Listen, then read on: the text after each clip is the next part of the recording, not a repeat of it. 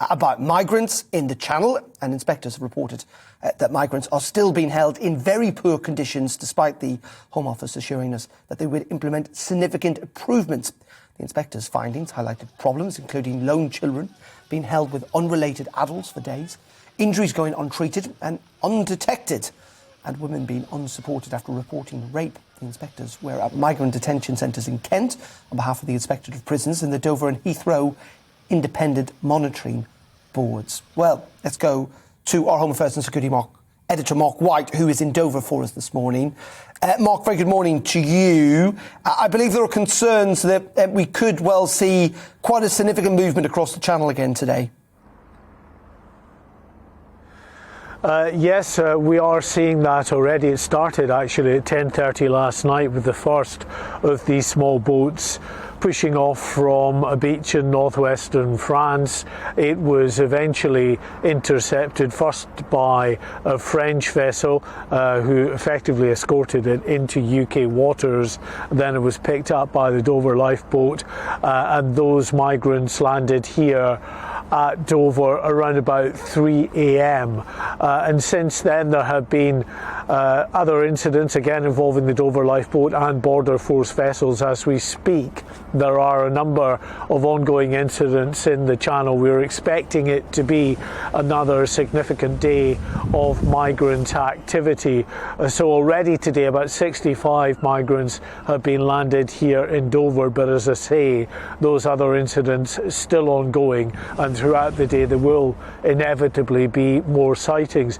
This, Darren, was going to be a real tester for the French authorities, because you'll remember, of course, in the wake of that terrible tragedy in which 27 people lost their lives last month, there was this unedifying row between the British and French governments with finger pointing in both directions, and the French President Emmanuel Macron flatly turning down a British offer from Boris Johnson to provide more in the way of border personnel that could go to France and help supplement the border and policing staff on the beaches along the northwestern coast of France. Well, France said that they could manage themselves, that they would put extra personnel on those beaches.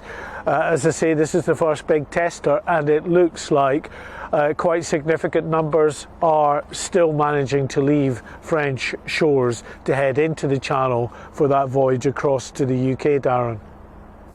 And Mark, what we've got, if we just touch on these travel restrictions announced in the last 30 minutes or so from France, this is going to impact, I think, tourism and business travel, but not hauliers, which of course is quite vital. But a reminder, these border restrictions can be kind of chucked up quite quickly and have quite significant impacts.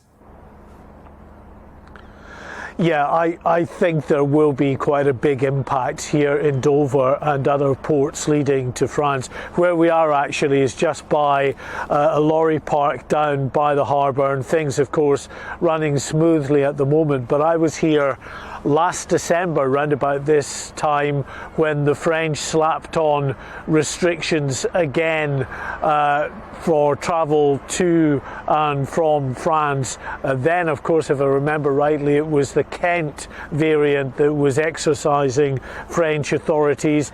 They closed off their borders effectively to include hauliers, and that caused some real disruption with many thousands of lorries, some 4,000 in fact, over a number of days, parked all throughout Dover on the roads leading out of Dover from Kent, heading down towards this port. Eventually they opened up Manston Airport in Kent as an area where thousands of lorries could be parked as well. But there were some really worrying scenes for a while, with lorry drivers going for quite a few days without any access properly to food and water, and some very angry scenes down here then. So at the moment, Priti Patel says that she has been given assurances from her French counterpart that this will not affect hauliers.